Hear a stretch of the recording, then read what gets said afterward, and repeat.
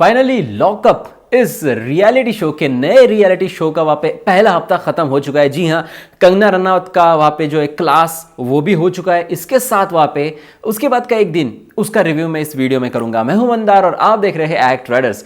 भाई ये जो कंटेस्टेंट इन्होंने ढूंढ ढूंढ के लाए हैं ना भाई, इनको देखकर वहाँ पे मजा आ रहा है और देखने में बहुत ही अच्छा लग रहा है। मतलब जिस तरीके से इनका जनरल नॉलेज है, जिस तरीके से घर में रह रहे हैं, जी हाँ, तो भाई ये देख के ना हंसी तो बहुत आ रही है। और कल के एपिसोड को देख के तो भाई मुझे बहुत हंसी आ रही थी। जी हाँ, तो भाई कंगना के ऊपर मैंने कोई स्पेशल वीडियो नहीं बनाया कि कंगना की वहाँ पे क्लास कैसी थी, कंगना की स्कूल कैसी थी, जो सैटरडे संडे में हमें देखने मिला। क्वीन बनकर वहाँ पे बैठी थी और हर किसी को वहाँ पे अपनी तरीके से वहाँ पे डांट लगा रही थी। हालांकि वो डांट नहीं थी जिस तरीके से सलमान खान करते थे उस तरीके से वहाँ पे नहीं थी। और बार बार कंगना का एक ही लाइन आ रही है, ये फर्स्ट डे पे आई थी और फिर पहले वीकेंड का वार में, या फिर हम ऐसा कह सकते हैं लॉकअप के वार में भी ये लाइन आई। और वो लाइन ये है कि ये कोई तुम्हारे भाई का घर नहीं है। तो मुझे ये समझ में नहीं आ रहा कि चलो आपने एक नया शो निकाल लिया है तो आप अपने शो की बात करें ना, आप बाकी शो की मत बात कीजिए कि ये इसका घर नहीं है, उसका घर नहीं है, मेरा घर है। आप ये कह सकते हैं कि ये मेरा घर है, यहाँ पे मैं जो चाहूंगी वो वही होगा।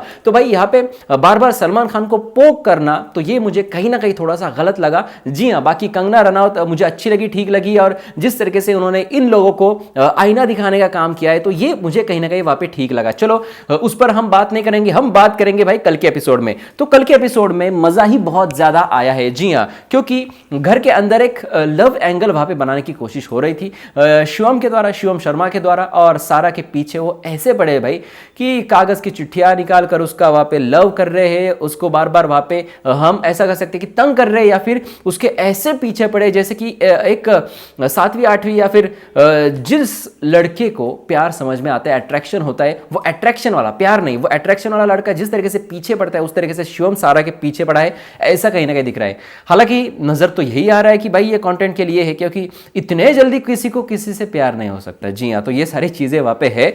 और भाई इनके शायराना ये मतलब इतना इनको इतने अंदर इनके ठूसा हुआ कैसे, इतनी शायरी कैसे ठूसी है अंदर, क्योंकि जब 2-3 लाइन वहां पे बोल देते उसके बाद एक शायरी, मतलब थोड़ा सा बात करे उसके बाद एक शायरी, इस तरीके से कुछ ना कुछ वहां पे शिवम लग रहा है। तो कल भी उनकी एक शायरी, हरगिज गलत निगाहों से परखा ना कर मुझे, मैं तेरा हो चुका हूं सोचा ना कर रहा हूं मुझे। अब भाई कहा तेरा हो चुका हो, क्यों उसका हो चुका है, तुझे शो खेलना है, शो जीतना है। हालांकि बीच बीच में थोड़ा सा शिवम बंद लग रहा था, कम हो गया था, उसके फुटेज नहीं मिल रहा था, लेकिन फिर से कल के एपिसोड में उसको बहुत बड़ा फुटेज मिला और वो फिर एक बार सारा के साथ बातें करते हुए उसके पीछे पीछे जाता हुआ दिखाई दिया। लेकिन सारा ने वापस साफ तौर पे बता दिया है कि मुझे तुझसे कुछ लेना देना नहीं, मैं तुझसे मिली हुई नहीं हूं, और अगर हम मिले हैं तो मुझे कुछ भी पता नहीं कोई कौन रजा वगैरह है उसके घर में ये मिले थे, ऐसा शिवम का दावा है।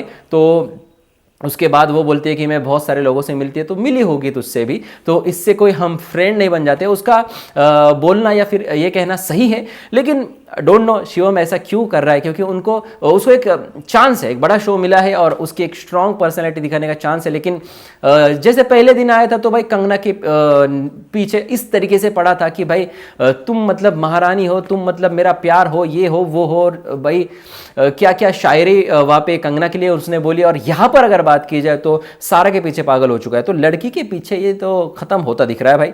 तो शिवम जल्द से जल्द गेम में वापस आ जाए और ये लड़कियों का चक्कर छोड़ दे भाई, कुछ अलग स्ट्रांगली खेल, लड़कियां तेरे पीछे भागे। जी हाँ, और भाई घर के अंदर अगर देखा जाए इन दोनों का, तो ये शाहरुख खान बनने की कोशिश कर रहा है, यानी कि वो डर वाला जादू तेरी नजर वाला शाहरुख खान, है ना, जो किरण के पीछे पागल था, उस तरीके से पागलपन ये दिखा रहा है। जैसे कि शी लव्स मी नॉट, वो पन्ने निकाल के झाड़ रहा है, वो शाहरुख खान ने उस वक्त किया था। जी हाँ, जहां पर वो गुलाब का फूल लेके उसको वहां पे तोड़ के दिखा रहा था कि शी लव्स मी और शी लव्स मी नॉट, और जो लास्ट में बचेगा उस तरीके से कुछ तो खेल खेल रहा था। ये घर के अंदर उसी तरीके की चीज कर रहा है। दूसरी चीज जो DDLJ वाला शाहरुख खान है, उसकी वो पलट पलट वाली चीज करके दिखा रहा है, और पलट पलट और कर रहा है और फिर पलट बोल रहा है, फिर भी नहीं देखिए भाई तेरे पास उसने। तो भाई मुझे बहुत हंसी आई इन सारी चीजों पर।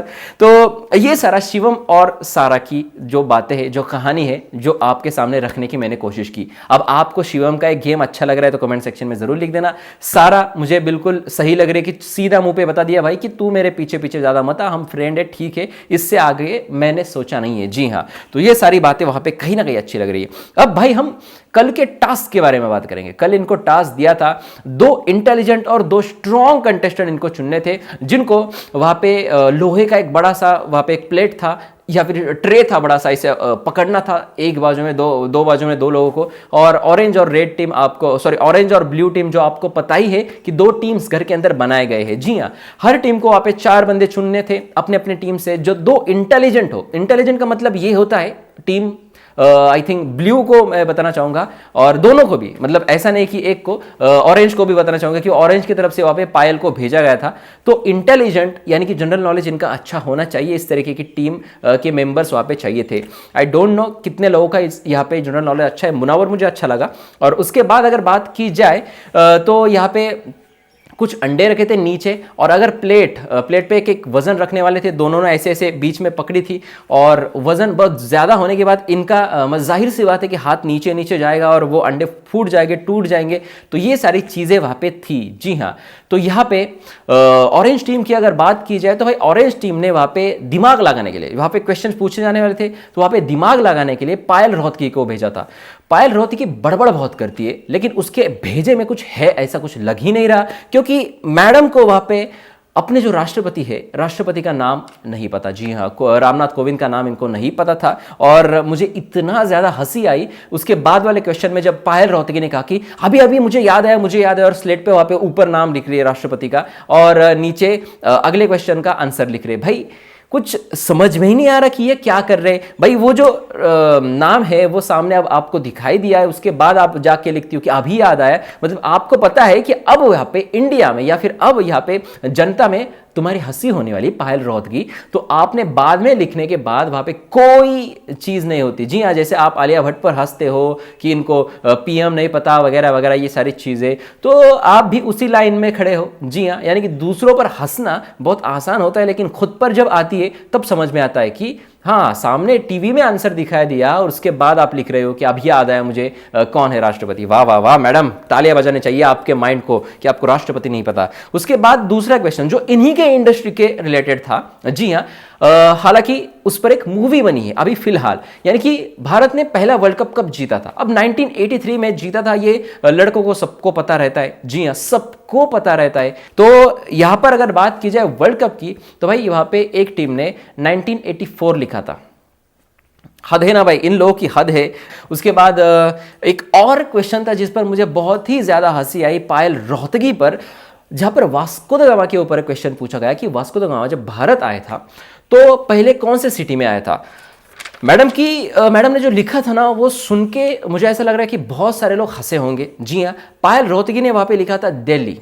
जी हाँ, दिल्ली में वास्को द गामा आया था। जी हाँ, दिल्ली को एक बड़ा सा समुद्र का किनारा है और उस किनारे से वो वहाँ पे आया और वहाँ पे गया, इनके घर में चाय वगैरह पी और खाना वगैरह खाया और फिर से वापस गए भाई अपने गांव। जी हाँ, घूमने आए थे, टहलने आए थे, तो कहाँ जाना है, तो दिल्ली के समुद्र किनारे से वहाँ पे आए। भाई पायल रोहतगी, आपको थोड़ा सा दिमाग है या नहीं? मतलब दिल्ली में कैसे आएंगे? प्लेन से आएंगे, जाके वहाँ पे उतरेंगे क्या? उस वक्त में वहां पे प्लेन्स थे कि जो आए और सीधे वास्को द गामा को वहां पे लाके रख दे? जी हाँ, ये तो सिंपल सी जाहिर सी बात है कि कोई आएगा किसी शहर में या फिर भारत के किसी एज पे, चलो ठीक है, बाकी भी चीज गाड़ी से भी आएगा तो भी डायरेक्टली दिल्ली में कैसे जाएगा यार? ऊपर जम्मू आता है, इधर राजस्थान है, दूसरी ओर, मतलब हर जगह से बहुत सारे हिस्से हैं, तो सबसे पहले दिल्ली में कैसे आ सकता है पायल रोहतगी? मैम, आपको वहां पे दिमाग में कुछ है या नहीं है? तो ये सारी चीजें वहां पे देखकर मुझे इतनी हंसी आती है इनके जनरल नॉलेज पर। तो भाई अब इनको क्या ही कहे। तो पहला राउंड वहां पे थोड़ा सा मिस्टेक हो गई इन लोगों से और इसकी वजह से ऑरेंज टीम ने जीता। लेकिन दूसरे राउंड में जब यहां पर शिफ्ट किया मुनावर को, तो मुनावर ने बहुत सारे क्वेश्चंस का आंसर सही दिया और यहां पे जो है इन लोगों ने दूसरा पड़ाव या फिर दूसरा राउंड जीत लिया और 2-0 से इन्होंने ये जो पूरा टास्क है ये पूरा वहां पे जीत लिया। तो ये बहुत ही अच्छा लगा। कल के एपिसोड की अगर बात की जाए तो कल के एपिसोड में एक और वाकया हुआ था जहां पर बबीता पूछ रही थी या फिर बबीता वहां पे कॉन्वर्सेशन कर रही थी पायल रोहतगी के साथ कि ये मुनावर का क्या हुआ था बाहर, किस वजह से इसको जेल में डाला था। जी हाँ, उसके बारे में बात करूंगा। मुनावर ने कुछ बातें वहां पे कही थी जहां पर वो स्टैंड अप कॉमेडी करते हैं, हम सभी को पता है। तो स्टैंड अप कॉमेडी के अंदर इन्होंने प्रभु श्री राम इनके ऊपर कुछ जोक किया था। जी हाँ, मैंने अभी सुना है रिसेंटली, और सीता को भी उसमें इन्वॉल्व किया था। किसी और एग्जाम्पल को देते हुए इस एग्जाम्पल को लिया था और उसमें गलत गलत शब्दों का इस्तेमाल किया था। वो भगवान के लिए नहीं थे, लेकिन वो हंसाने के लिए गलत गलत शब्दों का इस्तेमाल किया था। तो मुझे कहने का ऐसा लगता है कि इनको जो सजा हुई वो सही सजा थी, क्योंकि भाई किसी के धर्म के ऊपर या फिर भगवान के ऊपर इस तरीके से जोक में इन्वॉल्व करना और उनको ये करना, तो ये मुझे ऐसा लगता है कि हद क्रॉस करने वाला है। प्रभु श्री राम अगर बात की जाए तो हमें कितने प्रिय है, हम इनकी पूजा करते हैं, माता सीता की भी हम पूजा करते हैं। तो ये सारी चीजें यहाँ पे जोक में नहीं लाना चाहिए, और इसकी वजह से इनको वहां पे जेल हुई थी या फिर इनको ले जाया गया था। और जहां तक इनका सवाल है कि मैंने ऐसे अपशब्द या फिर ये कुछ नहीं कहा था, तो मैं ऐसा कहूंगा कि भाई जैसे हम अपने धर्मों का मजाक नहीं उड़ा सकते, तो हम बाकी धर्मों का भी मजाक नहीं उड़ा सकते। जी हाँ, यानी कि ऐसी सेंसिटिव चीजें वहां पे अंदर लाना, ये मुझे कहीं ना कहीं गलत लगता है। और जी हाँ, उसकी सजा मुनावर को मिली। और उसके बाद अगर घर के एटमॉस्फेयर की अगर बात की जाए तो घर के अंदर मुनावर अच्छा जा रहा है। देखते हैं भाई किस तरीके से और आगे जाएगा, क्योंकि माइंड गेम और दिमाग के साथ वो गेम खेल रहा है और बहुत मजा आ रहा है यहाँ पे एक पूरे इन सारे कंटेस्टेंट को देखकर, क्योंकि कुछ लोगों में भेजा है ही नहीं, कुछ लोग ऐसी बड़बड़ करते हैं। जी हाँ, सनलाइट फाइनली वहां पे आ गई है, जहां पे मराठी बिग बॉस का ये घर है जिसको वहां पे ट्रांसफॉर्म किया है लॉकअप के इस लॉकअप में। और एक तरीके से वहां पे सनलाइट आने के लिए जगह थी, क्योंकि उस घर में मैं रह चुका था, तो एक साइड से सनलाइट आने के लिए जगह थी, शायद वो जगह वहां पे खोल दी है और वहां से इनको सुबह रोज सनलाइट मिलेगी, जो कल के एपिसोड में आपको देखने मिला। जी हाँ, तो ये सारी चीजें थी कल के एपिसोड में। देखते हुए सलमान खान और कंगना रनौत, इसमें क्या डिफरेंस है, क्या जो हम कहते हैं सिमिलैरिटीज है, इस पर एक अलग वीडियो में आपको बनाऊंगा और बताऊंगा कि कैसा मुझे लग रहा है इन दोनों की होस्टिंग और कैसे जा रहा है लॉकअप का शो बिग बॉस को कंपेयर करते हुए। आपको क्या है कहना कमेंट सेक्शन में लिख देना, और भी खबरों के साथ मिलेंगे अगले वीडियो में। आपको अगर रिव्यू अच्छा लगा तो लाइक करें, शेयर करें और अपनी ओपिनियन कमेंट सेक्शन में लिखना मत भूलिएगा। जी हाँ, जाइए कमेंट सेक्शन में कमेंट कीजिए, और भी खबरों के साथ मिलेंगे अगले वीडियो में। तब तक के लिए देखते रहिए आपका फेवरेट चैनल एक्ट राइडर्स। धन्यवाद।